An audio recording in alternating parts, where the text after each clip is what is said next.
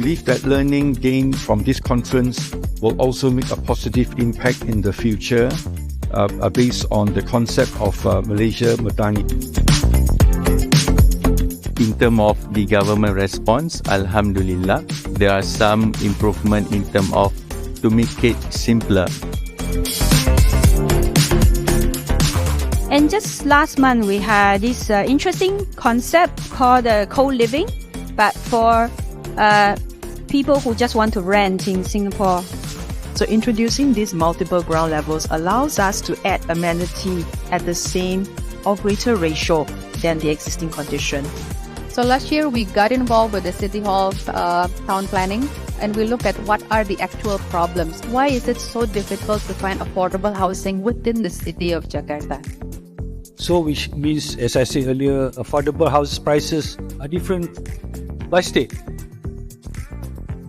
What's important that we must all realize is that this question of unaffordability in housing is a worldwide phenomenon.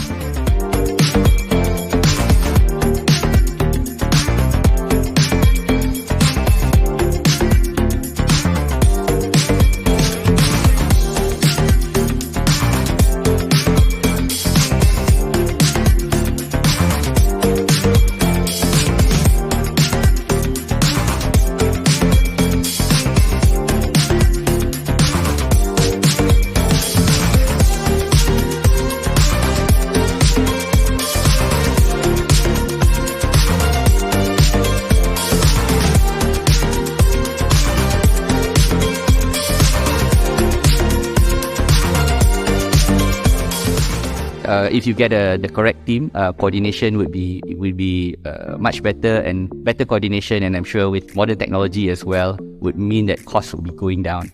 The issue about housing here is mainly revolving around ownership of housing. Ownership of housing. But the basic need for housing is not really translating directly to owning a house. The question is, if we look at this market condition, are we looking at a very healthy market? Should we react to it? Should the government react to it? Now, I came from the school of more of what we call free market. That means let the market correct itself. In KL, there is almost impossible to deliver that at this price range, but this is what the government is advocating. You know, maintenance was a huge issue, and if you look at it today, they bought at 42,000. You might not even want to buy at 25,000. How many TODs are there in Kuala Lumpur? My surprise, the answer, there is no TOD in Kuala Lumpur. Not yet.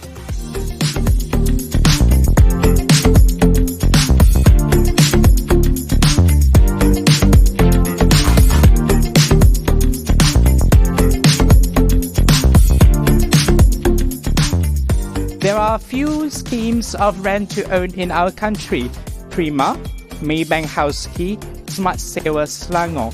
Because much as we'd like to say, oh, the moment you get a buyer, to close that sale is one thing, but for the bank to close that sale is another thing completely different. So it could be like, you know, there are certain segments they say, I want lower repayment. So we will look at the, you know, how much, what's the tenure, how much is the affordability. That was a statistic that Dr. Zulkifli showed us.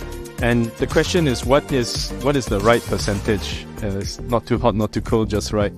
Anyone has any opinion? What is the percentage of home ownership we should be at?